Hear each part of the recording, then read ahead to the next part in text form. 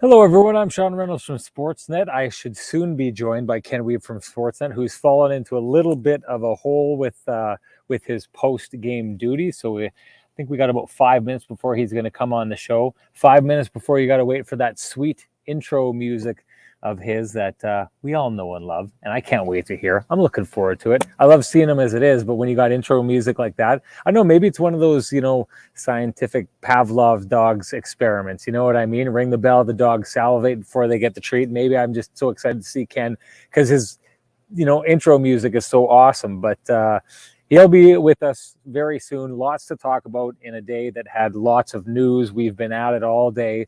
A lot going on here. Never mind that I think that this game that we covered right now is just so absolutely chock full of storylines. We should have a busy show here as we get into it. I wanted to, off the bat, I'm going to dedicate this show.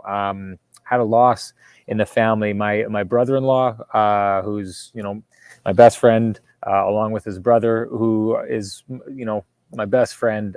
Their mom passed away today. Debbie Kettles from Lactabani. Absolutely phenomenal lady. One of my favorite people in this entire world. Went out of her way to make everybody feel absolutely special every moment that she could. That's a tough loss. My heart's with those boys right now. Hopefully I'll get out to the old hometown in Lactabani to see them after, hopefully tomorrow. But I'd like to dedicate this show. Before we get too far, feel free to give me your ideas on what you thought was pertinent tonight, what you thought stood out. I know that at some point we're going to be getting into the Kevin Cheveldayoff, Mark Chipman conversation, which is an important conversation to be had. A lot of emotions flying around about that one as well. I was just checking some stuff online. I think the journalists who cover this getting dragged into this, and some people taking heat onto them. This is one of those situations. It creates a lot of emotions.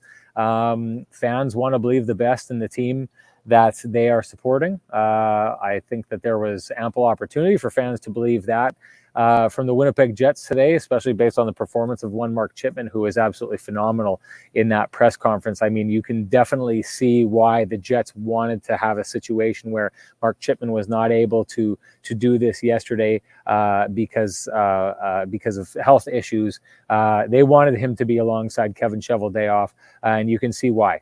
Mark Chipman absolutely did a great job of putting, the organization's human face to this, and a phenomenal job of that, and communicative also. I think Kevin Cheveldayoff was able to present evidence. Hey, I'm going to go back and I'm going to say something. I was talking on one of our programs after Joel Quenneville was let go, or not let go, after Joel Quenneville elected to leave the Florida Panthers after his meeting with Gary Bettman. I had said it would take basically a silver bullet of evidence for Kevin Cheveldayoff to stay the only person in that room who did not lose his job or end up stepping away. That silver bullet of evidence came in the form that Kevin Cheveldayoff says that he was really not given anywhere near the scope of the information that they were dealing with in that meeting. And it sounds to me from what he's saying is his role in that meeting was essentially reduced to being asked if he knew about it. And it sounds like after that, his recollection is that that's all he knew. A lot of apologies from both those men today, coming in the form of, sorry that Kyle Beach had to go through what he had to go through. The closest I thought Kevin Cheveldayoff came to personal accountability, and that was apologizing for the assumption that he says he made that his superiors were going to take care of this issue. That's an important point. We'll touch on that in the show in just a little bit, but definitely, an explosive day. Definitely, though, a picture painted by Kevin Cheveldayoff of why the NHL thinks that he doesn't deserve supplementary punishment, and why Mark Chipman is sticking with him. I think before this, there was an assumption that he was in that room, in the Jenner and Block report itself, he says that he heard of serious allegations in that. So I think that the question that came up with that is, if he heard of serious allegations and nothing was done about that, or Brad Aldridge was let go the way he was, it made Kevin Cheveldayoff look like he was complicit in the culture of secrecy that allows these things to survive. Kevin Cheveldayoff, essentially, his defense is that you can't take part in the culture of secrecy if you don't know what's being kept a secret. So once Ken gets here again, we are going to dig into that, and we'll get at it. Sandy, I see you. Thanks for the update on the new hair. I will tell you this, I am still fielding questions about my hair pretty much every single day that I go out. I was getting a good one from Kevin Sawyer, had asked about it. I think Kevin Sawyer secretly, whose hair probably looks a lot more like this, I think he's secretly harboring the urge to grow the hair long. He's a mountain man after all, and those mountain men can be a little bit strange. So, hey, I say, Kevin, go for it. If I can get away with it, everyone can get away with it. So you should go and get after that as much as you can. There's one more thing I would like to bring up here, and I haven't seen whether Julie Sue is on the call. Yeah, there she is. Here's Julie Sue is here, and here's her comment on Chevy. She says he split all the hairs with his answers. That's not necessarily what I wanted to focus in on. I just bring it up to know that she's here. Julie Sue corrected me in our last Kenny and Renny. I'm not sure if you saw it. The last Kenny and Renny I took part in because I've been missing for a couple of days, and I'll get into that as well with everybody. But we held one of our weekly long form Kenny and Renny's where we had Frank Saravelli on, and you know what, we'd had plans for it to be, you know, those typical long form shows where we really want to dig in and show all you people our guests and what kind of drives them. And it just didn't make any sense at the time bringing Frank, who, you know, is one of the game's best insiders, into that show to have a conversation, you know, and touch on the Cheveldayoff situation, the Kyle Beach and Brad Aldridge situation. It didn't make sense to do anything but you know, focus in on that. And in that conversation, I had asked a question that Julie Sue pointed out here, and also Kim Wheeler, a journalist here, a First Nations journalist, a survivor of the 60s scoop here in Winnipeg, who I had the pleasure of working with during my time at CBC, also called me up to get a hold of me on this. I'd asked a question, and I'm going to use the language not to perpetuate the language. I'm going to use it because I want to make sure that I'm clear in this, that I understand what I said and the ramifications of what I said. I had referred to Kevin Cheveldayoff being the low man on the totem pole in that room. I recognize that is not a term to be using.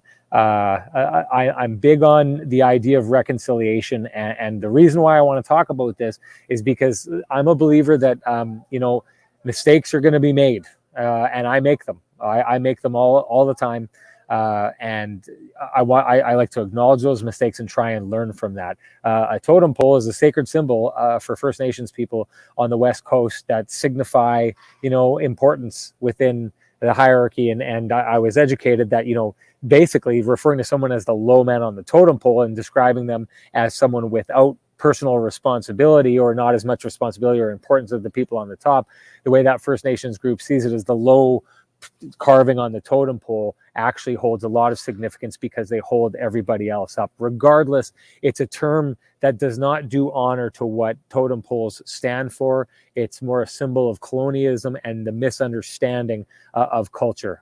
And I perpetuated that. I would like to apologize for that. I meant no harm by that comment, but acknowledge the fact that I may have caused that. And I want to make sure that people know that I'm trying.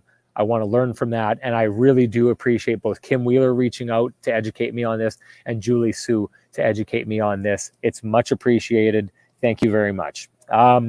Where would we like to go from here? I think the first thing that I'm going to talk about right off the bat. Oh, and Stephen81 says, thanks for wearing the poppy. Here's an important one. We like to make sure that we do that. My grandfather was shot and injured in France in the Second World War. It's something that means a lot to me, and I'm glad that we do get pushed in the direction. Well, it's not acceptable to be showing up on camera without one of these, so I want to acknowledge that. I know Ken is going to want to talk about Pierre-Luc Dubois when he gets here, and I guess I want to throw out the call to everybody out there and say, what are we thinking right now? I'm going to reiterate it again. I've done it before.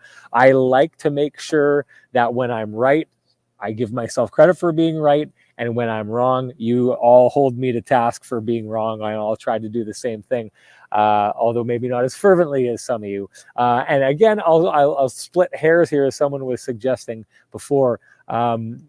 I don't think I was wrong about it last year. I think last year I was very much saying what I was seeing. I never believed for a second that Pierre-Luc Dubois was an entire bust and that he didn't have the potential of being a good player. But I do think last year I stuck to my guns, and everyone who was constantly saying Pierre-Luc Dubois is going to be fine, he's right around the corner of a turnaround. Well, I thought he'd be fine, but I didn't see throughout the season last season that he was right on the verge of a turnaround like a lot of you were seeing. I think Ken was very much strongly in that corner.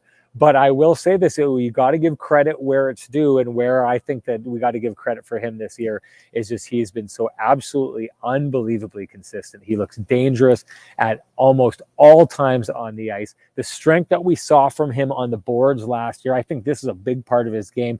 The strength that we saw from him on the boards is being turned into strength for him taking the puck to the net. And what I think the difference in that is speed. I think we're seeing a level of speed from Pierre-Luc Dubois that we didn't see last year. And, you know, the old saying is speed kills, but speed and size kills everything. And we're seeing that from Pierre-Luc Dubois this year. I know Ken's going to want to get in on this conversation. He's finally ready to do just that and hop in on that conversation. So you know what comes next, everybody. My favorite part of the show, when we get to play Enter Kenny. Here we go.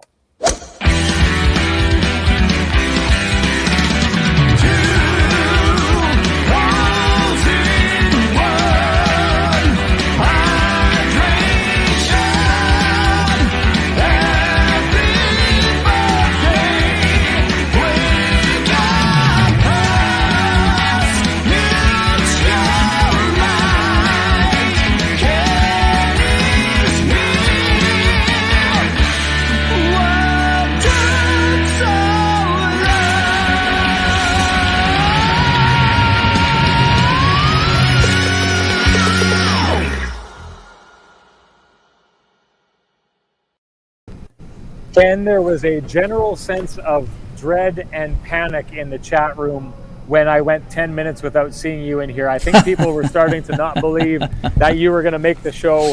And we always say that the audience is the secret sauce, but Ken brings the sizzle, and we all need a little bit of sizzle in Kenny and Renny.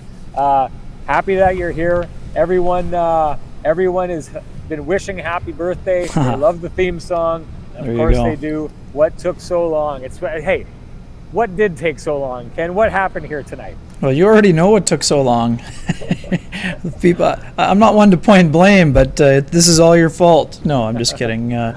Obviously, there was an important issue at hand today, and my column required a little bit of a few touch-ups here. Obviously, it's an important story, and we want to get the tone proper on this. So I had a couple of edits that I needed to take care of. I think we've got that sent in.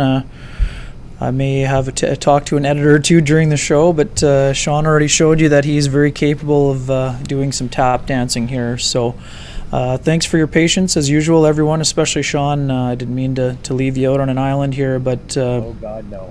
I finally got to say all the things I wanted to say without you cutting in and interrupting. And that's right. I wasn't at the buffet line here, so I left. You know, I wanted you to go first. You know, I do like a long stop at the buffet, but today it was important to yield the floor because you've been doing some important work on this story, and obviously we're doing our best to cover it as best we can. So I appreciate. I don't know what you said, but I know that I would appreciate your thoughts, and I know the folks at home appreciate them as well. You know what? I didn't dig too deep into it. I addressed some of it, you know, and the heat that's around it, and so I mean, I wanted to wait for you before we dove into that, but sure. I don't want to tease something and then not follow through on it. Someone here referred to you as the right here, Eric Horleyson says Kenny is the PLD and Sean is the Kyle Connor. I've been teasing everyone that you'd want to talk about Pierre-Luc Dubois. We talked about him in our little chat that we'll be running on Sportsnet. What have you seen from him that he just continues to build and build as the season goes on? Yeah, Sean, I mean, he's showing us the things that we expected to see. I mean, we saw some glimpses, but we didn't see them nearly enough, and he was the first to openly discuss that. I mean, he said there were not enough nights where he was at that point, that he was, again, tonight's a great example. 7 shots on goal, 9 attempts, 8-game point streak, 7 goals on the season. He's been absolutely dominant. That shift in overtime where he absolutely, I know we don't, people don't know this. We don't sit side by side up top right now anymore. I'm over with the print folks, even though I'm trying to be a multimedia person here. But we're not sitting together this year. So the folks on the right hand side of the press box, when I saw the play, I'm like, he's by him. Like you could tell he's putting his shoulder down and moving his feet forward and just blowing by defensemen right now. He has been a absolute force. We saw a great example, Sean, of what we talked about so often early in Pierre-Luc Dubois' time with the Jets, those stretches where he did have some moments where he literally just stuck out one arm and threw the opponent to the side and battled through, won the puck battle, and then ended up trying to get to the net. It's been an impressive that's a good one. If I was out trick-or-treating, that would be a good costume for me. There's no doubt about it. And quick one, waiters. Dubois. It's not that Dubois didn't care last year, and I don't want to put words in your mouth, but he is someone that cares. And this is what I say all the time. Things happen. Sometimes struggles happen. It's how you respond to those struggles that can define you as a player. Pierre-Luc Dubois had a disappointing season, and he put that season behind him. He needs to do it more than 9 games, and I anticipate that based on what we have seen so far, I believe that he is very determined to do so and take care of the consistency element. Folks know that I have defended him heartily and mightily, and I predicted this year that he would have 25 goals and 70 plus points.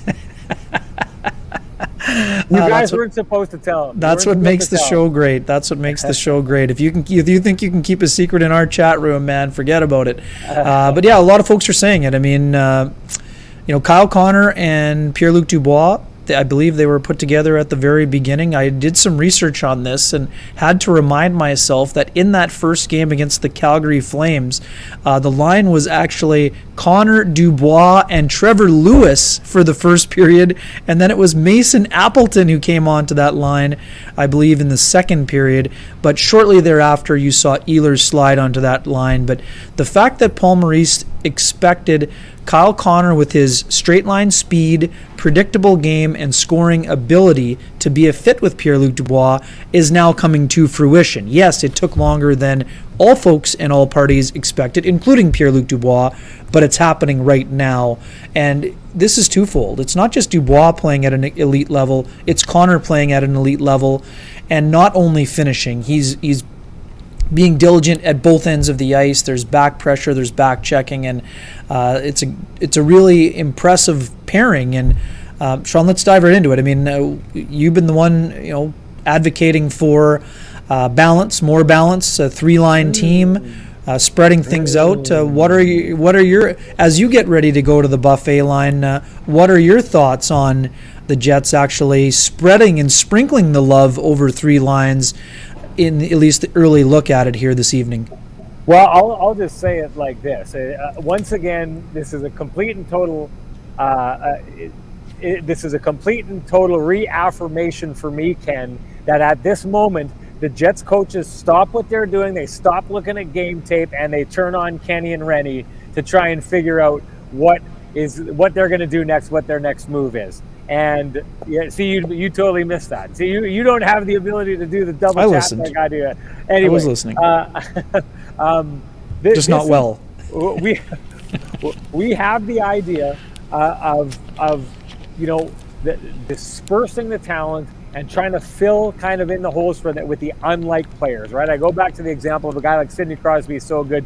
You can put almost 2 random players on his line, but most teams try to kind of balance things out and have 2 good players and a serviceable player that can be elevated by the 2 drivers they're on the line with. Well, what we saw with the Jets while Blake Wheeler and Mark Scheifele is out is that technique worked.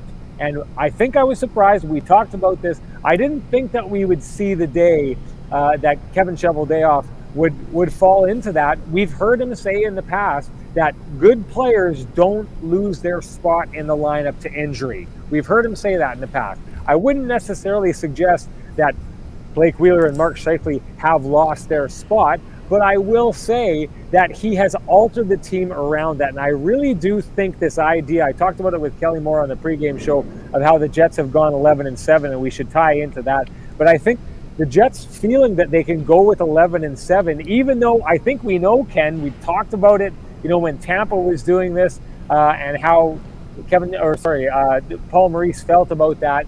He wasn't high on it, but there's a couple situations here that I feel like Paul Maurice's hand has been forced into, and what he's discovered is that these things potentially work. What I saw tonight, and I don't know if you saw the same thing, was I saw a Jets team for the most part hit the Dallas Stars in wave after wave after wave after wave. And that's because for the first time we have really seen the dispersal of talent in a manner where the top 9 is 3 threatening offensive lines versus what we traditionally see, which is 2 extremely lethal top lines and a third line that is designed on bludgeoning and beating the other team. I'm not saying that there's not a place for that. I think the Montreal Canadiens and the Tampa Bay Lightning showed us last season, and the Dallas Stars the season before that when they went to the Stanley Cup final, that there's a place for that, and maybe the playoffs is the place for that.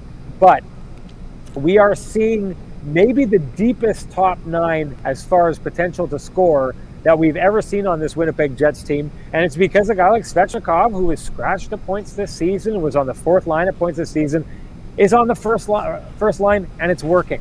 And the same deal, Paul Stastny, who was kind of bumped down to the 3rd line and was going to be used in a manner that I was a little surprised at the beginning of the season. Well, he goes back up and is more than capable on doing what he's doing on the 2nd line. But Andrew Kopp is given an opportunity, a guy who was mired on that 3rd line for years, to be a 2nd line center. And that seems to be working. And then Mark Scheifele and Blake Wheeler having the ability to go out with a big horse like Adam Lowry. I don't know that I necessarily saw the click that we would hope for offensively from them. Let's keep in mind, let's give them some time to see what they can do together. But we do know that Mark Scheifele is going to get his points at some point, and that he likes to play with Blake Wheeler. So I take a look at this, and I credit Paul Maurice, and some people, a lot of you, are going to say to me, or groan or roll your eyes when I say I give Paul Maurice credit for this, but at least he's trying it. I think that this was a step out of his comfort zone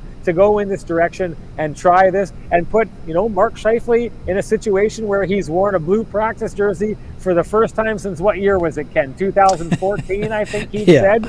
That's a third line jersey, right? So he's gone out and done what we called for on this show. He's rewarded players for carrying the load that they are asked to carry and thrived at, and he's creating this internal competition that we've talked about in the past and that I've called for, where if you're going to force guys like Nick Ehlers to prove time and again that they deserve more ice time, then when they succeed, you got to give them that ice time, and you got to hold players like Blake Wheeler and Mark Scheifele to the same standard, where it's always, you never arrive, you are always competing for that ice time. And I like the first step of what I saw here from the Winnipeg Jets tonight.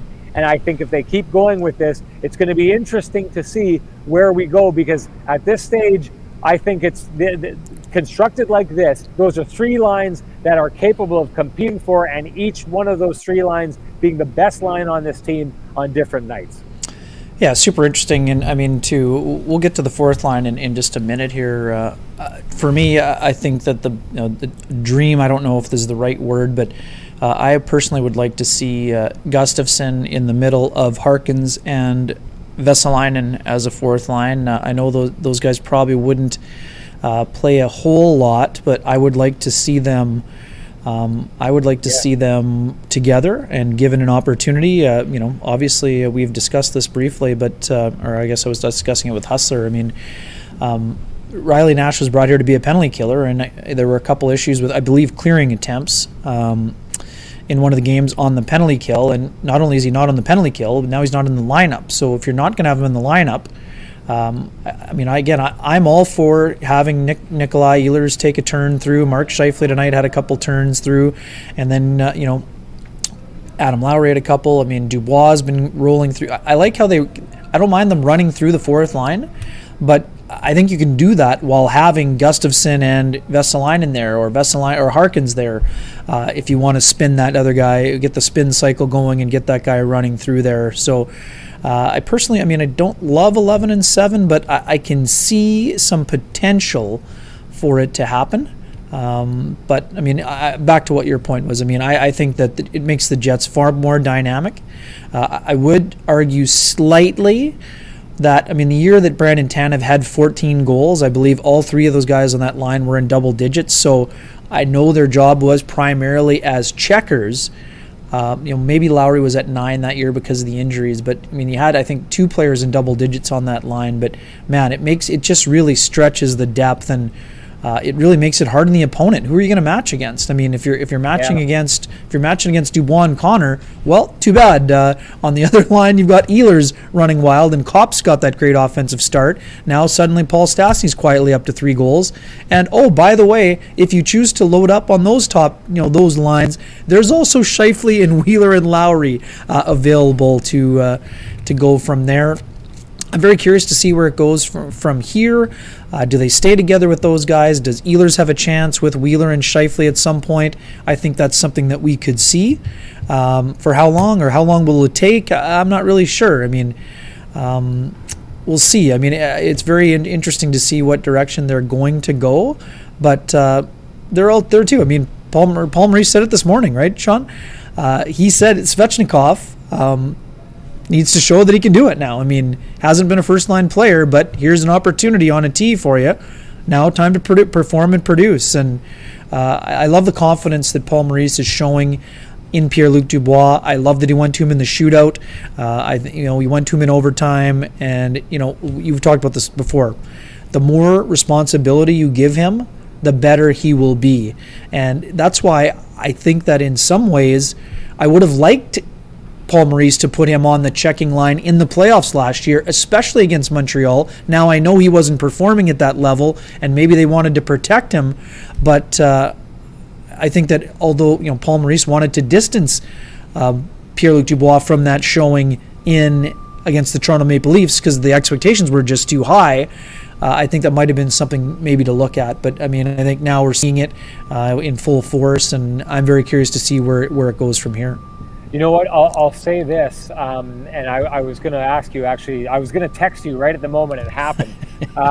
Right to start the game, we go out with Pierre-Luc Dubois, Svechnikov, and Kyle Connor, right? And I like that because it's a nod to say you guys have been carrying the load. You're the first ones out over the board. Now, because we go through practice and we see that Wheeler and Lowry and Scheifele are wearing the blue jerseys, we're expecting them to be the third line, but they come over the board second, Ken. So I thought, okay, that's interesting. Is he tipping his hand on who the power rankings are basically going to be going on here? And then the third line that comes out was the fourth line, the 2 players, and I can't remember who took the shift with them. I almost think that it was a double shift by Mark Scheifele. But as soon as they did it, I thought, aha, this is brilliant, because what you're seeing on the other side of the ice is the expectation that the Dallas Stars are going to have when they come out on the ice is, this is the first line, this is the second line, this is the third line, this is the fourth line. And all of a sudden it sets up Nick Ehlers, Stastny, and Kopp to come out on the ice against the fourth line of the Dallas Stars, or at least force the Dallas Stars to adjust and take them out of the rhythm that they're expecting to build as the game starts. And I thought it was interesting that the first goal of the game is scored by that Ehlers line, was it not? Yep. Stastny. Yeah, Stastny off his shoulder, on that strange one there from the point. Exactly. So I thought right off the bat, it hadn't even got into my head the possibilities that, that Paul Maurice can explore with these lines in the line matching. I think a lot of times you're thinking of that top three and that alone, because Paul Maurice doesn't really typically in the past go to his fourth line. But Ken, I know you're not big on the 11 and 7. I think the 11 and 7 is found money for the Winnipeg Jets for the very reason that it creates a scenario by which all these forwards, and we know that the Winnipeg Jets have a dearth of talent that, let's be honest, most of the teams in the league do not have. And a challenge with having that much talent is trying to find a way to get guys the minutes they want to play. Now, you're never going to find that on this Winnipeg Jets roster, but what this does is it allows you to send out that fourth line, 2 players who can go out there, have energy, but consistently with a scoring touch and a little bit of a threat that you would never expect coming from the fourth line. And at the same time, what it does is it allows you to build in a little bit more minutes throughout the evening for the guys that you want to get more minutes. Again, I don't think this is something that Paul Maurice drew up on the board and says, we're going to try this. I think he got forced into it. And then it's like someone hands you that toy and you're like, what's this? Someone hands you a fidget spinner and you're like, what the heck is this thing? And by the end of the day, you can't stop spinning it. Or my kids now have those little things that you pop. You probably don't know what I'm talking about here. I don't. But it's one of these things that you just kind of like grab, and at first it doesn't make any sense to you. And then by the end of it, you're hooked on it. Not saying that we're going to see 11 and 7 throughout the rest of the year, but I think these are 2 examples of Paul Maurice being forced into doing something and finding out, hey, this ain't so bad. Maybe we should explore this further. Agreed. And what I'm going to say here is that, I mean, I don't love it. Like I said, is it growing on me to a similar fashion as it is on Paul Maurice? I'm not 100% sure on that, but I'm open to see. Here's the thing. I asked him about it this morning, and the reason he went with it tonight is because he hasn't really had this collection of forwards together to try it on home ice, where you can try to manipulate some of the matchups. So I'm in favor of trying it to a degree, but if they are going to try it, I want to see David Gustafsson be that guy that's getting the 8 to 10 minutes on the fourth line center role. And I understand why they would rather have him playing 20 minutes in the American League right now, but when it comes down to stretch time and playoff time, I think that David Gustafsson can easily handle those minutes, and Gustafsson can help the penalty kill as the season rolls along. And Mac, I don't have to hop on the Gus bus. I'm the conductor of the Gus bus, so don't worry about that. I'm going to continue to drive that bus here. Don't let your feelings get in the way of this one, Kenny. And listen, I'm not going to say this because I know Kenny is a balanced journalist. He would never let his emotions get in the way. But what he would let get in the way is that he'd said that he thought Gus should be up, and he wants to be right, ladies and gentlemen. It's as simple as that. He knows that Sean Reynolds last year said that Pierre-Luc Dubois was going to eventually fall down the lineup, be forced down the lineup into a third or line role, and he dropped right into a fourth line role after playing on for the 2 third shifts. Line in the playoffs. Easy now, big fella. Easy now for 2 shifts. Did I not say it was going there? Very Ken? good. Yes, you did. Yes, there we go. I think, Ken, I think you're going to be right too. You don't need to be jealous. Don't worry about it. Let's just figure this out. Okay, and just one quick one before we move on here. The Jets will not be getting Trevor Lewis back. Trevor Lewis is a Daryl Sutter kind of guy, and he loves what he's doing for him in Calgary. There will be no reunion with the Winnipeg Jets in terms of Trevor Lewis. This is also sorry. Yeah. Fresh crab legs on the line of the buffet, so pardon me, I might have to take a quick twirl up there. I love the buffet. We need to be in Vegas, baby. We need to be in Vegas for the crab legs on the buffet. Yep, there's no doubt about that. Ken, let's go. Is it too early to get into the conversation that we have about merch? Never too early, but that's for you to be. You're the conductor of that bus. Maybe I'll tease it. You know what? I'm going to tease it. I'm going to tease it until I have something to show. I'm going to tease it. Let's get into Big the news Comrie. coming. Let's get Big into news Comrie. coming. Let's Yeah, get into Comrie here. You just You take start. it. Run with You it. start. No, No, I want you to start. I want you to start. Again, not overreacting, and much like I said, it was a small sample with games going into the year with only 9 starts. I'm not going to go wild after 2 starts, but what I will say is exactly what I said after the preseason. This is a player who needed to be given an opportunity, and what Eric Comrie has done was provided steady goaltending. Did the Jets blow a 2-goal lead in the third period today? Yes, but that had nothing to do with Eric Comrie. There was an uncleared front of the net for the one, and for the other one, I must have missed the memo about the crackdown on cross-checking bypassing in Game 9, but Neil Pionk was absolutely leveled by Joel Kiviranta in front of the net before getting himself into a great position to screen Eric Comrie on that John Klingberg shot that was redirected by Tyler Seguin. So I thought that Comrie, the other night, the Jets, I wouldn't say they were under siege in that game against the LA Kings, but after they took the lead, Comrie had to make some big saves. So same thing tonight. Could it have been easy to kind of fold after the team gives up 2 in front of you? Well, of course, for a young guy. But Eric Comrie's not a super young guy, even though he's limited in experience.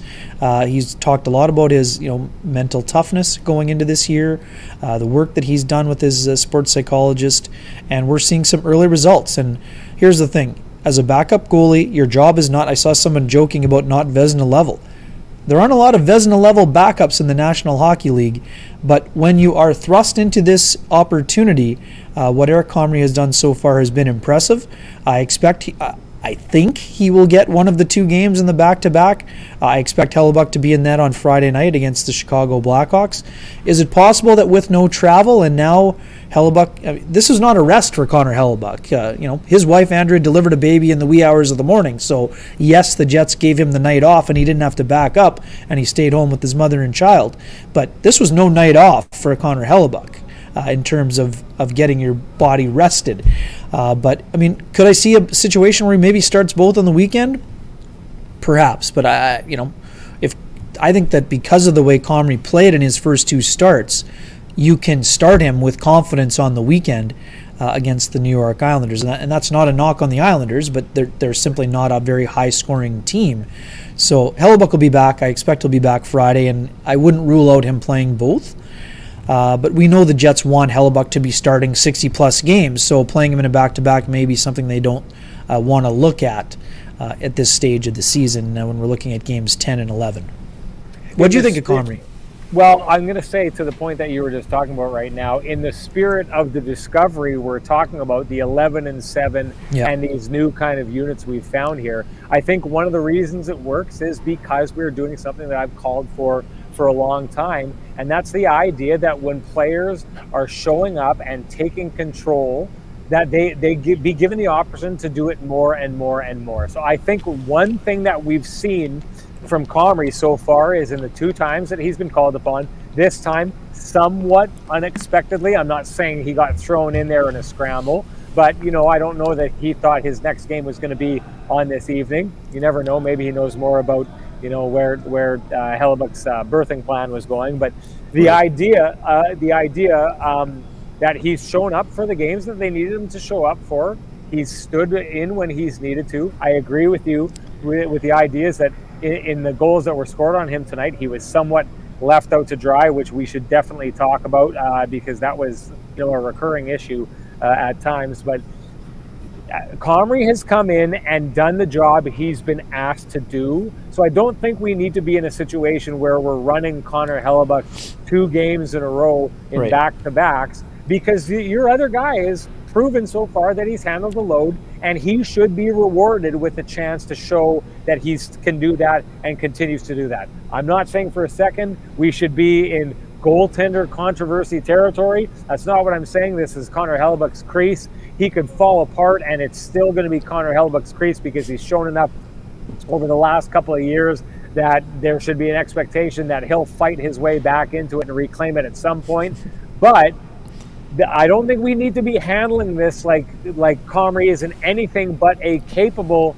Does not look like he's out of his league playing right now. Give him some time. Well, exactly. That I guess you just summed up, Paul, the point that I'm trying to make here. He's shown so far. I love the idea of people being rewarded for standing up when you need them to stand up.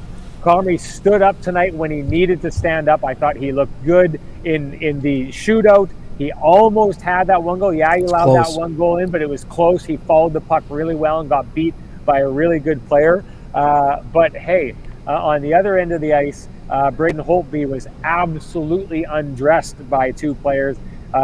Comrie faced some good players tonight and made those two saves that he made look really good there. I thought there was a lot of saves that he made throughout the game where they were important saves that were high danger scoring chances. I'm not saying he should be starting for the Winnipeg Jets. What I am saying is he's proven himself so far, done what they've asked him to do. He's earned more chances to not have this team conduct itself like they don't have a capable backup goaltender. Yeah, one quick one. I just want to, I would say that number is too low for me. It needs to be closer to 15 to 20 for me, maybe closer to 20, maybe not quite. 62 for me, I think would be kind of, unless the Jets are battling to get into the playoffs, Connor Hellebuyck should be around 62 or fewer because he's also going to have an Olympic load on his plate. So 62 is probably taxing enough, especially when you're looking at potentially the Olympic load. Yes, we know John Gibson has had a strong start. Spencer Knight, yes, but Connor Hellebuyck is going to be playing in the Olympics. So I think that's why I would think that Kishore, I would like that number to be closer to 20 than to 10. But we'll see how it all develops from here on in here. Well, here's an interesting point that Gosh Bali is making. I want to see Comrie against tough teams. I don't think for a second that the Dallas Stars aren't a tough team. But I will say this, Ken, interesting stat of the season so far, and I was surprised by the tack Paul Morrissey took, where he talked about the Jets playing their games this year against teams that were in the playoffs, right? He talked about how much of their we said it was soft, right? But well, I stand by that comment. Okay. The Winnipeg Jets have yet to beat a team this year, Ken, with a .500 record. Every game they've gone in and won this season, they've won against a team that at the start of that game has a below .500 record. How about you with the research? The only team this season they have beat currently that has a .500 record is and I never saw what happened with the game. Did the Nashville Predators win tonight? I will look in 1 second, my friend. Look it up. You keep talking and I will look. You'll look it up. Well, if the Nashville Predators did win tonight, they won in overtime. So the Nashville Predators are now over .500. Okay. The Nashville Predators are the only team so Good far eyes this by season you. that the Winnipeg Jets have beat that are over .500. It is an example of two things, Ken. One, the absolutely atrocious starts that the Vegas Golden Knights and the Colorado Avalanche have got off to that we definitely were not expecting. But two, it's starting to look like the Eastern Conference is the powerhouse and the Western, exactly. Sign me up at the Athletic. There we go.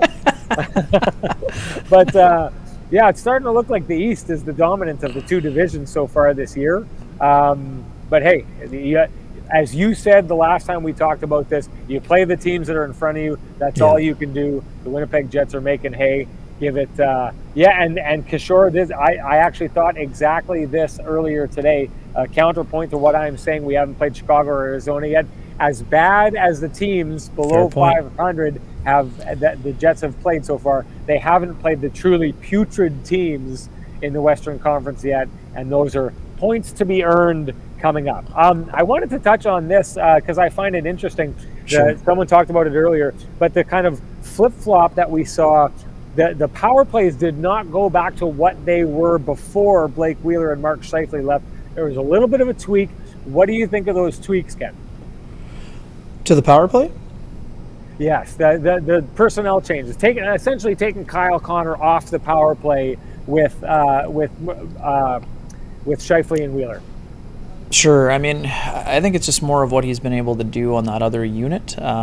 Obviously, when you're incorporating both Wheeler and Scheifele back again for the first time in a while, I think it's just sort of set up a little bit different, and they like now going with the 2 D-men with them, right? So it's been interesting to see how they've kind of flip-flop Pionk a little bit here, using them in different situations and scenarios. But what we're seeing specifically is something that you asked Paul Maurice about, you asked Josh Morrissey about it, because of Morrissey's ability to get his one-timer through.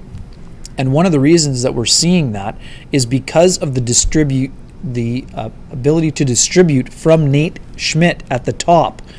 His ability to get that one-timer pass over in quick and decisive fashion, similarly to Dustin Byfuglien to Patrick Laine, if you're flipping over the board to what the power play used to look like.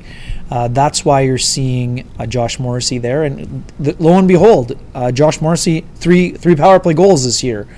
For sure, 2 of them with the one-timer. So he's worked on his shot. This is not just something that he does in the game. I mean, we saw it in practice yesterday. They're blasting one-timers in practice. Morrissey's done a great job coming out of the gate, working on that skill, and he's been able to utilize it on the power play so far. I've been very impressed by his ability to work on that slap shot one-timer, and he's been able to deliver a couple of important goals for it. And it's super interesting because it also brings a little bit different dynamic to that other unit. We're not going to call them the second unit anymore, but what we are going to call them is a unit that's incredibly effective. And I think it's also super interesting, Sean, because the flipping ability there, what we had seen early on, Ehlers' craftiness and ability to get that seam pass through had been a little bit more difficult for Morrissey to handle at times, right? So now you have a guy with just a little bit more experience with that cross-ice one-timer rather than one coming from the top. Now that would be similar to the sort of Blake Wheeler seam pass that was going either in the slot to Scheifele or cross-ice to Laine in the 2018 days when the power play was running in the top 2 or 3 in the league. So I think it's pretty interesting, and you want to have different looks, and is it going to stay this way? We don't know, but it's good to have those different looks. And there we also saw Andrew Kopp getting involved in the power play. He scored a goal in the power play on the weekend as well. So the power play is looking sharp. I mean, the penalty kill had been looking a lot better. Gave up one, I believe, in San Jose, and now I think there were two tonight. Yeah, 2 power play. Both those were power play goals, weren't they? Or for sure one. Two. Yeah, both. Yeah, the one that was poked in by Robertson was also on the power play. So that would be an area that they want to be getting back in the cleaning. The cleanup aisle is back into the penalty kill lane. So, again, one was maybe some bad luck, but 1 of 2 on the power play for Dallas. That other one must have been expired. I got caught not listening. I thought you were asking me about the Jets. So, yeah. And then Jets when you had 2 for 4. I just tried to get away with it because I've built this reputation as being a stats guy all of a sudden. And so I was just going to stick by my numbers. You know what I mean? Play to your strengths, buddy. Play to your strengths. You've got enough of those. Yeah, I was going to say, you let me know what those are, and I'll try to play to them. I want to talk about this for a second, and sure. you touched on it a little bit, but Josh Morrissey, I have thought, so just a little sneak peek for y'all. I feel like I can give it away because while we've got a great audience, I think the Hockey Night in Canada audience is a little bit bigger than what we get typically on Kenny and Renny. You think? This was a story that I was queued up and had ready to go in, I believe, the last Jets game, where they played the Nashville Predators. A lot of the stories that you do, they either don't fit in the game or that's not the way the game is going. But I wanted to talk about the fact that Josh Morrissey has really seemed to find this scoring touch that, I think we all thought he was coming into the league with, and then he never seemed to establish at the league level. And now all of a sudden he's really finding it. It's interesting to talk to him and hear him talk about how this is something he really worked on the offseason. We cut a pack of the goals that he was scoring this year, but that pack also included that big goal that he scores in their comeback over the Oilers in the playoffs last year to kind of hammer home that this isn't necessarily a new thing. Josh Morrissey has been trending in this direction where when he's given an opportunity to fire the puck, he's been doing a good job of putting that puck in the net. And I asked this question because I thought it was interesting. Essentially what the change has allowed is Kyle Connor to move on to the other power play unit, which you talked about the success that he's had on there. But I don't necessarily think it's that success that keeps him there. I think there's something to do with the idea that, as ludicrous as it sounds, Paul Maurice feels comfortable that they may have replaced that one-timer that Kyle Connor brought on that unit, with maybe not as lethal a one-timer, but an adequate, very good one-timer that gives them the opportunity to score from that spot, even by taking Kyle Connor off that spot and allowing them to strengthen the second power play unit. The other thing I'd like to say about this, and I know some people are going to take exception to this, and the cynic in me tells me that this is not necessarily the situation. But here's what I saw tonight, Ken. If you take everything out of the equation, what I saw when it came to the power play is they gave the Kyle Connor, Nick Ehlers, Andrew Kopp power play the first shot on the first power play of the evening. Then they sent out the Wheeler, Scheifele, Schmidt, Morrissey, and Dubois unit, and that unit scores.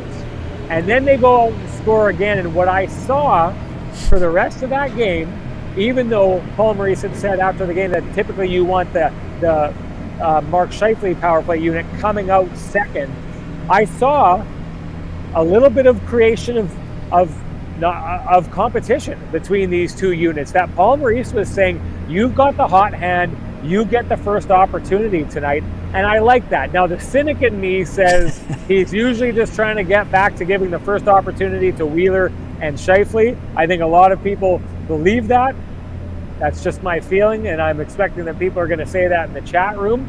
But I do truly think that Paul Morrissey, with the changes that he's made, the stacking of the lines, the way that he operated the power play tonight, is that he's getting to a place where it's like, it's all about what have you done for me lately, and if you've done something for me lately, I'm going to give you the opportunity to keep doing it. I'm a big believer that's how it should be. You go with the hot hand, you go with the people who have earned themselves the most recent opportunity, and I like what I see from the Winnipeg Jets. And I'll say this to finish the point, Ken, I like what I see in the responses from Mark Scheifele when you ask him about this. Yeah, he jokes and says, I haven't worn the third line jersey for a while, but this isn't a demotion. This is Adam Lowry getting moved up to the top line. He tells us with a smile on his face. But also when you ask him about the depth on this team, he's in a position where he's saying, you've got to make room. We've got a super deep roster.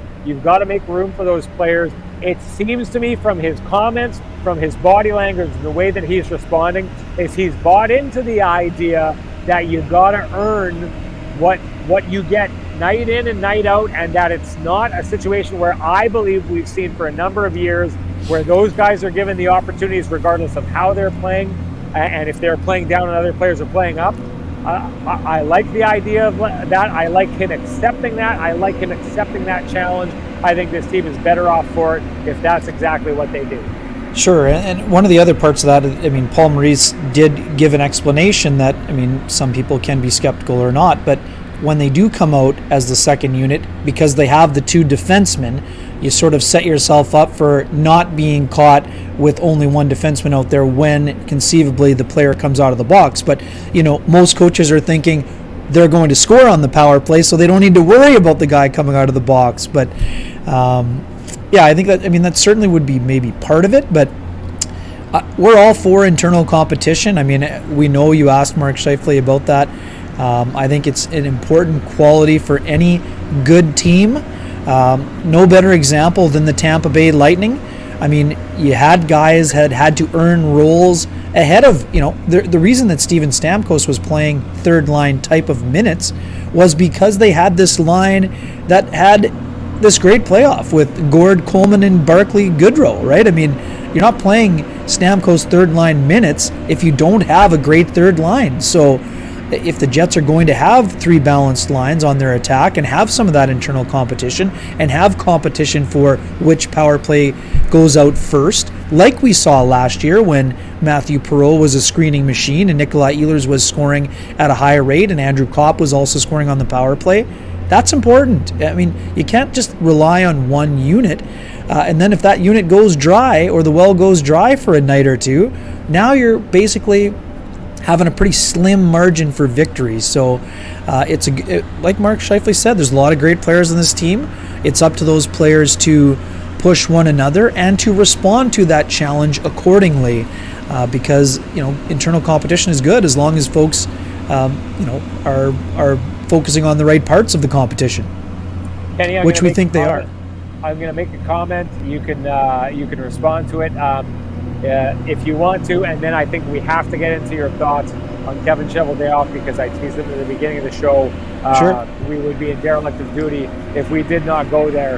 Of course. Comment I'm just going to make is, far too many times are players getting the puck with time and space in front of the Winnipeg Jets net. You touched on it just slightly there. Sorry, not slightly. You touched on it a little bit earlier in the show. But I mean, I thought the Jets did a really good job in the second period of kind of shutting things down for the most part of the first period and shutting things down. But boy, oh boy, when they break down in such an obvious, massive way. My take on it is that the Jets, in an effort to try and play this constant press game, which when it works, has them bottling teams up in the opposition zone, which we saw for a good chunk of the night. But I take a look at it and I think it's a situation where they're trying to play on their toes and push the puck down ice, and sometimes they're moving too far up the ice, based on where the puck position is, or when there's a challenged puck, and those turnovers are creating massive opportunities on the other end for the team, for their opposition. Your response? Yeah, I don't want to use it as an excuse for them, but I do believe that aside from the clears, which has been a problem, I do believe the inability to clear the front of the net is partly related to the cross-checking crackdown. I mean, yes, the box outs have not been good enough, but you've been on this from the very beginning. There's no deterrent for the opponent to go to the front of the net and to go to the blue paint, usually in front of Connor Hellebuck and now also in front of Eric Comrie. That area used to be a no-fly zone. We've talked about it, Sean. In the playoffs, it was almost impossible for the Winnipeg Jets to get to the front of the net because of the cross-checks being delivered by Shea Weber, by Ben Sherrod, by Joel Edmondson, by Jeff Petrie. Now, I mean, the Jets have added some beef to the front of their back of the defense with Brendan Dillon, and I mean, to a degree, Nate Schmidt's not a huge guy, but he plays an aggressive kind of style. Neil Pionk is a guy who's feisty. He got under the skin of guys like Connor McDavid last year. Today he got cross-checked in front of the net. There have been players getting inside position on him. I do think to a degree that pairing is still trying to find its way. I thought there were some stretches on the road trip where I thought that they were finding their way together and starting to read off one another. Today I don't think that the pairing had as strong a matchup. I mean, there was that very strange play, somebody called it was a bowling for dollars, where the forward kind of lost his balance, and then Brendan Dillon kind of yard sailed trying to get over top of him. He crashed down to the boards. Kind of funny. I mean, Tracy, you're right. Neil Pionk got it was, I think the replay would show it was more of the glove, but it was in a cross-checking motion. So for sure, punch to the face or cross-check, partly a cross-check. I mean, that's certainly part of it. But what I also would say is this. The Jets know they've upgraded their defense core. If it takes 10 games for people to get settled, if it takes 20 games to get settled, what we expect is that defense core will get settled in the second, at some point, so that in the second half of the year, once the system changes that have been implemented become more second nature for the group, their defense will be a serious strength for this team and will not be something where they're hoping to get through games. We expect what we've seen already, the exits have been better, right? The exits have been better. The zone entry denials have been better. Part of that is due to the defense core. Has everything been going smoothly? No. Is this defense the same as it was when Dustin Byfuglien was in there with Jacob Trouba? No, it's not. Not yet. Can it get to that point? We'll see, right? I mean, that's what this is all about. You're looking for identity. You're looking for teams to find their way, and I think the Jets are in the process of creating that on the back end. Does it need to be better? Yes. Does their team defense need to be better? Absolutely. Do their clears need to be better? Of course. But these things don't happen overnight. You can't expect the Jets to go from, a team that really struggled in their own zone to a team that is suddenly smothering their opponent in a 9-game span. So it's not a surprise to me that it's taking a little bit longer, But what I do expect is that it is going to be a strength throughout the course of the season because their personnel is better and because they're spending less time in their own end. They should be able to get up ice and spend more time in the happy zone, as players like to call it, where they're having the opponent chase them. Before we go on to what we have to get on Sure. to, Ken, I do want to, because someone talked about the Oilers 7-1 start and refusing to believe that they're an elite team. In Svets We Trust asks, are the Jets an elite team now? They're not playing I like elite that hockey question. yet. Sorry? And I like that question, and I agree with you. I'll say this: I think there's just been too many close calls, blown games, and just scenarios where, like I said, they've yet to beat a team over 500 this season. Or sorry, they beat a team that is now over 500 that was sub 500 when they played them.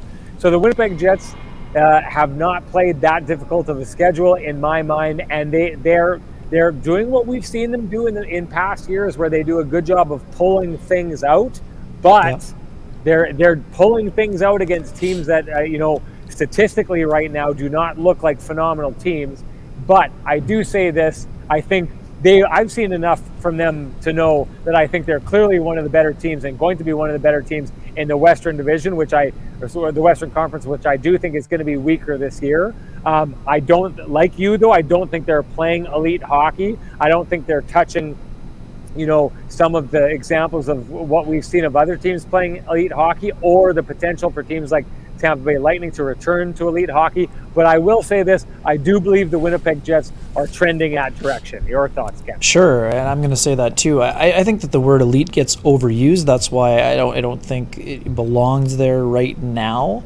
I would say that there are pieces of their team that could be trending towards elite, like as you mentioned. There have been some elite individual performances. I don't think that their team game is at an elite level. I don't think that their special teams are at an elite level. I would even say that their goaltending is not at an elite level so far. And that's not a knock on the goaltenders.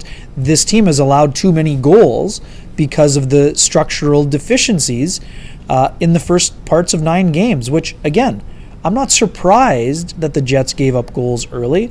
That's going to happen to teams when they're in transition. So to me, it's not a surprise. I would say the Jets have established themselves as a very good team with the potential to be elite. They have not played an elite game to this point, but they've had, as I mentioned, some elite level performances, and they have the ability to raise that level to another notch, which there are two. I also wouldn't say the St. Louis Blues are playing at an elite level, even though the Jets are tied with them in points, right, Sean? So I do think there are issues that need to be cleaned up. But again, I would never crown a team as elite in the first 8 to 10 games either. I mean, even Edmonton. I mean, it's great. This is great. I mean, we talk about responses, Sean.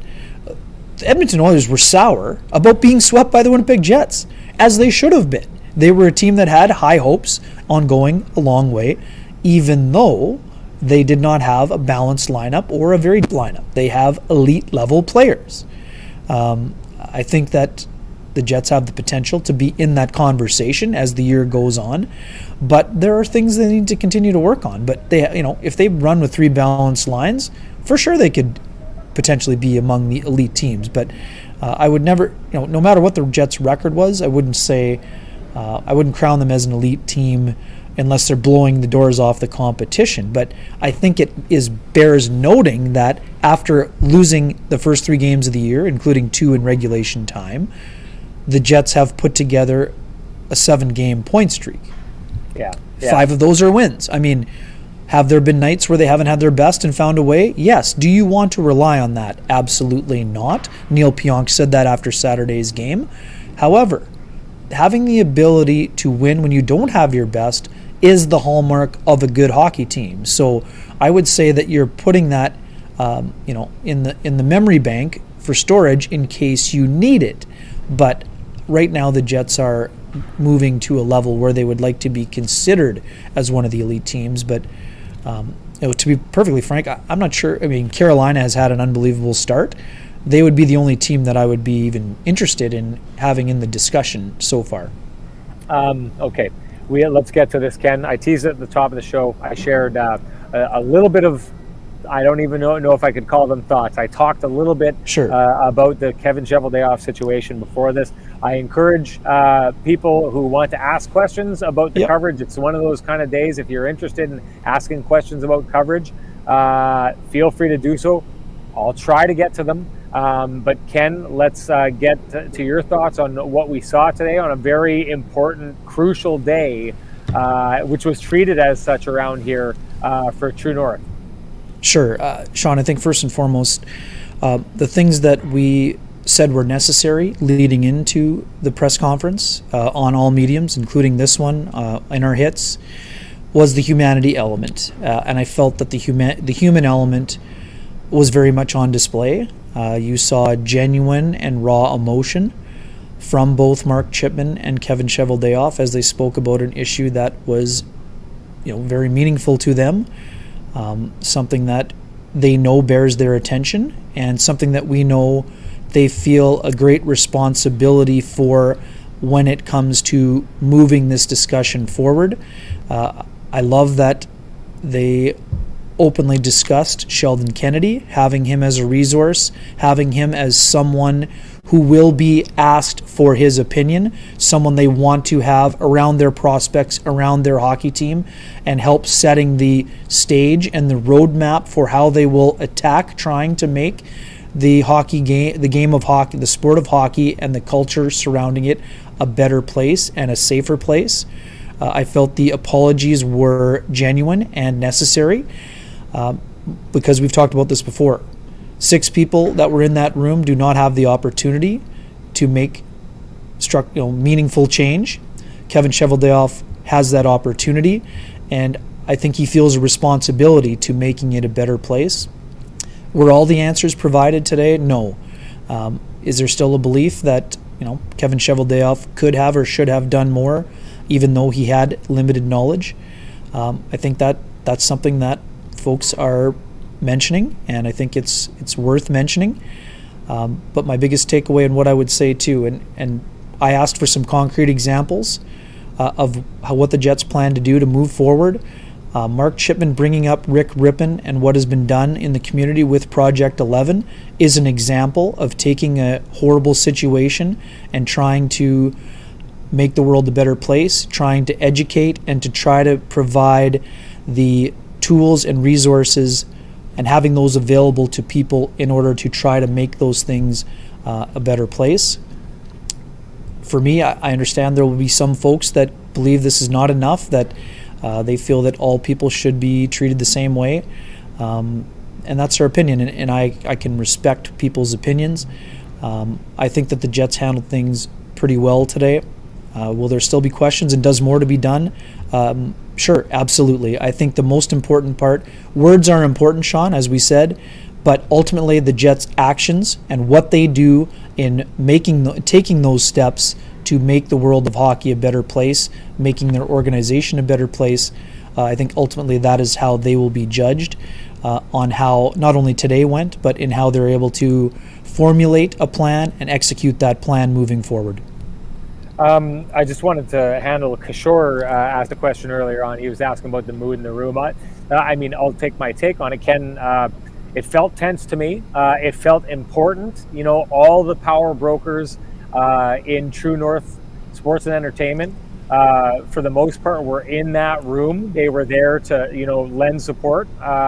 It clearly was something that meant a lot to the organization. The organization felt it was a big day. I think this is I think within Winnipeg, the way this situation is perceived is one thing. I think outside this market, just the idea that 7 men were in that room and 1 escaped without punishment doesn't sit well with a lot of people around the league who don't have the same investment in the Jets that local fans do. So Kevin Cheveldayoff and Mark Chipman know that. They know that situation. They know that while they're speaking to their fans, that they're also speaking to the entire league. So it was a big day. It was a big situation. I'd like to talk to some of the comments that were made because North End Rick says here the problem I have is that the default opinion for some journalists appeared to be guilty despite lack of evidence. I know who you're talking about, North End Rick. I went and I checked out your Twitter, and I was, checking some of the comments that you were making. Everyone's got their own opinion. I will say this, in a situation like this where something serious has happened, and I know a lot of people are saying Chevy's given an explanation, I hope we can take that explanation and walk with that explanation. I'm not saying that Kevin Cheveldayoff's explanation of this isn't right and correct and potentially 100% correct, but it's a journalist's job to probe a situation and challenge explanations to see that they hold up to the challenge. If you don't do that, you're not doing your job. And if you imagine what would have happened in this situation if Rick Westhead, who did phenomenal work on this, did not challenge the answers that he was given and push, this would not have gotten anywhere. So I disagree on this, and I understand that there's going to be a perspective, and a lot of people who, and Rick, I think I've seen from your Twitter that you're in a position where you heard this, you accept the answer, and that you've moved on. I respect that. I respect your decision. I respect you landing on that. I respect your process on how you landed on it. But it doesn't mean that everyone else lands on that, goes through that process and lands on the same thing that you believe. And because of that, it doesn't mean that people are going to conduct themselves in the same way. I don't see the questions that were asked or the challenges that were made today as people making up their mind that the Jets were guilty and posing questions like that.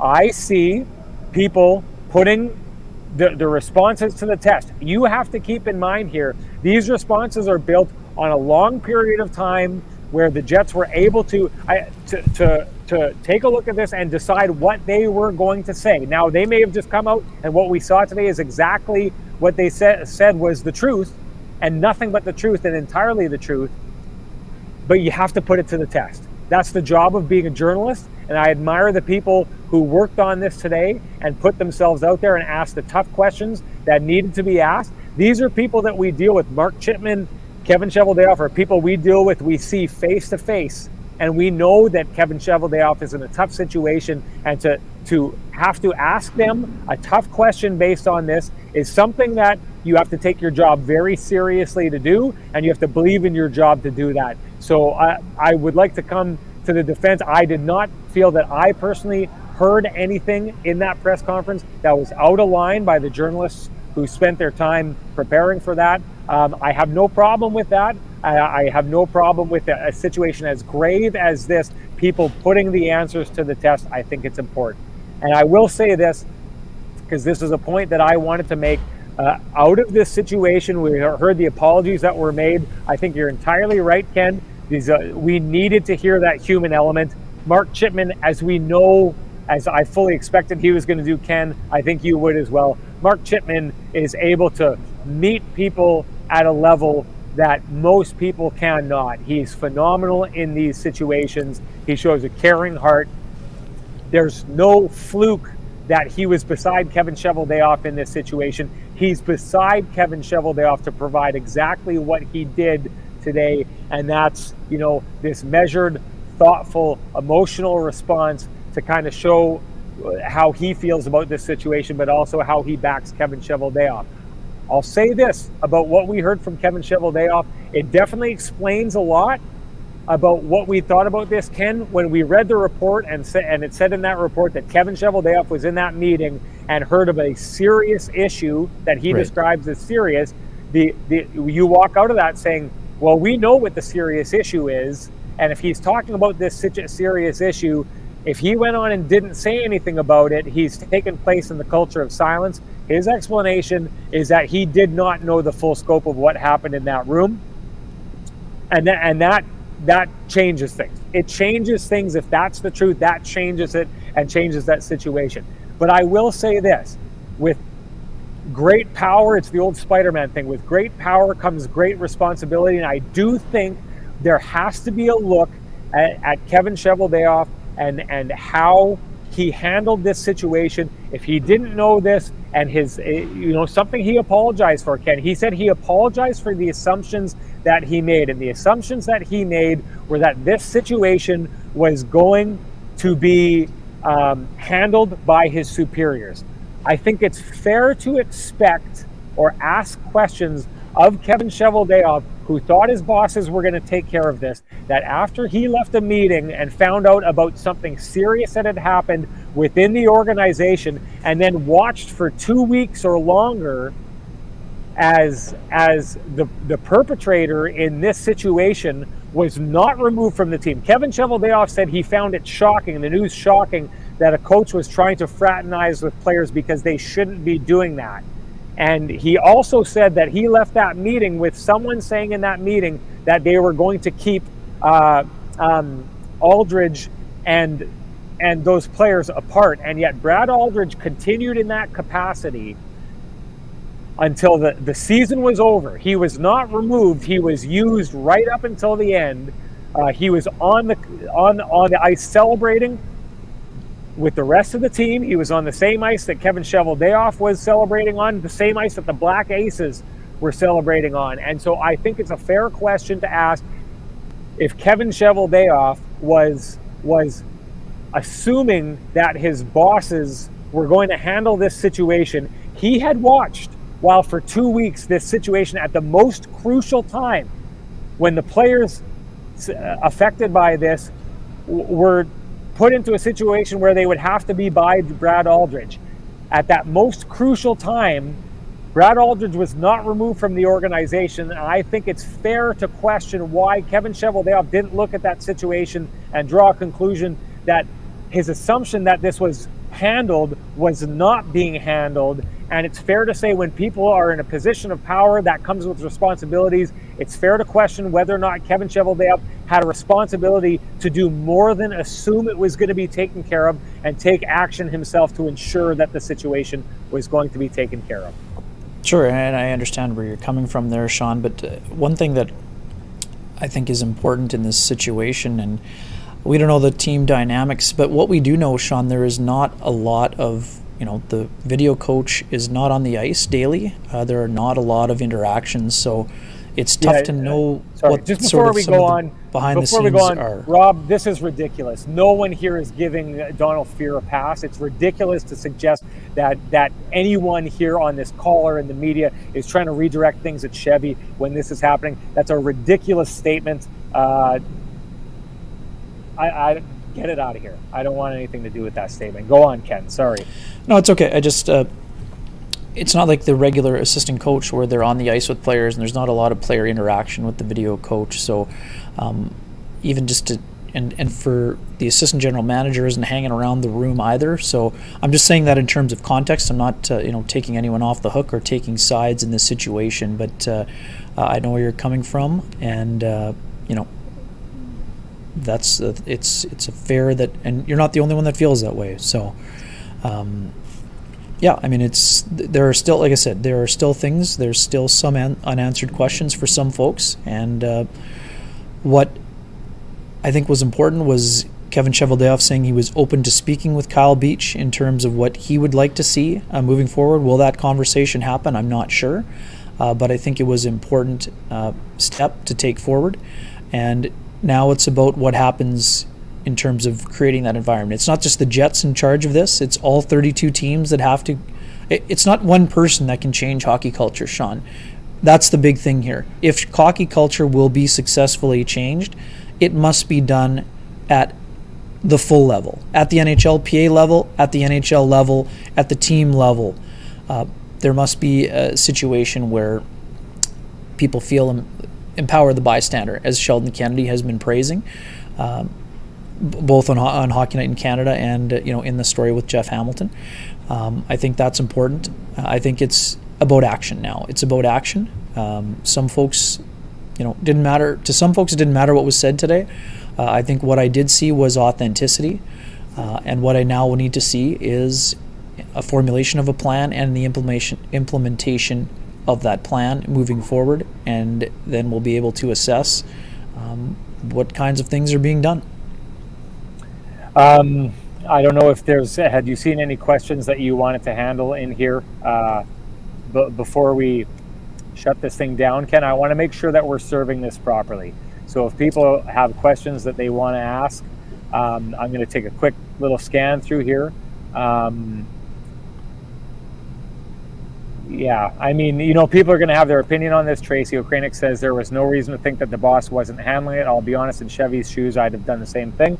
A lot of people are going to feel that way. Again, I say when you leave a room with the expectation that someone's going to be removed from their job and a couple weeks later, or removed from the situation a couple weeks later, you're celebrating on the ice with them a Stanley Cup, I think that is reason to wonder if your boss was not handling the situation. People are saying this other part about this, he didn't know the full extent of the issue, Sean. That's been said over and over again. I can take a few weeks for things to get resolved, though HR is a normal situation. Taking time for that to be resolved, that's true, that's potential. I guess I'm just saying this, people, I mean, he didn't know the full extent of the situation. That's what he said today, and I'm not saying that's not true, but what I am saying is based on some of the mistruths that we're told that got us to this point, and I'm not saying from Kevin Cheveldayoff, these are things that have to be challenged. And I guess that's where I'll end us on here, Ken, unless there's anything that you want to have to say. Our job in the media is to challenge things. And if you're telling me that it is improper in a case like this, where something this horrible happened that was kept under wraps for this long, and we saw some statements that appeared not to be true from people involved in this, if you are not pressing to test whether or not the statements made are true or false, as a journalist, I don't think you're doing your job. That's what I'm going to leave it at. Ken, anything you want to say before we step out? No, thanks to everyone for weighing in. We know this is a highly charged situation, and not everyone, not everyone feels the same way, and we understand that. So we're doing our best to cover the story as balanced and fairly as possible. And I think that, again, that's what I've tried to do. That's what you've tried to do. And, I also just want to personally thank you for your candor in terms of helping me with my edit. I feel more comfortable with the edited work that has been filed, and folks will be able to check that out on sportsnet.ca. If not tonight, it'll be up tomorrow as well. And there again, I'm one who's always open for feedback, whether it be critical or otherwise. And folks can share those thoughts with me either via email, Twitter, or whatever else. So thank you for listening, thank you for being with us, and thank you for being the secret sauce, even when it's talking about games or much more critical matters. Yeah, you know what? There's some comments here that I think we could go on all day addressing this situation. I'll say this: if people want to reach out, message me on Twitter or message me on Instagram and talk about this and thoughts on this. I'm wide open to it. We like being open and accessible to you all, and that's what we tried to do. And I'll respond like this. I know sometimes in these conversations people aren't happy with the takes that we have. I'm fine with that. That's okay. I have to say, for a heated conversation, I know there's a lot of people who disagree with some of the stuff that's said on this show, especially on a show like this. I want to thank everyone for being as respectful as they were in this situation. What we want to do, Ken and I, when we do this, we've said this before, whether they're hard conversations, fun conversations, easy conversations, complicated conversations, we want to do our best to try and be accessible and allow you to have those conversations with us. And it's moments like this, despite the fact, there's some people who have said stuff that I entirely agree with in the chat room. And for me, there's stuff that people have said in here, or I know that I've said stuff people entirely disagree with. The way that we've built a community alongside all of you, where we've got the ability to respect each other's decisions and have these conversations, I admire that. I'm proud of it. I'm proud of all of us for having the conversations that we had here today in the way that we had it. Thank you so much for being respectful. Thank you for going along with this and allowing us an opportunity to have these conversations, which I think are important. Thank you so much. If you like what you see, click like, click subscribe. Kenny, great job here tonight. And we're going to be back on... Ken, we got to give away ice tickets. Go and leave a comment on our video. Go find Kenny and Renny on YouTube. Leave a comment. We'll pick from those comments. Good Someone's memory. going to go to the ice game on Thursday. Almost missed it. Thank you so much. Leave a comment, join the contest. We love giving away free stuff and sending free stuff to you all. So thank you so much, everybody.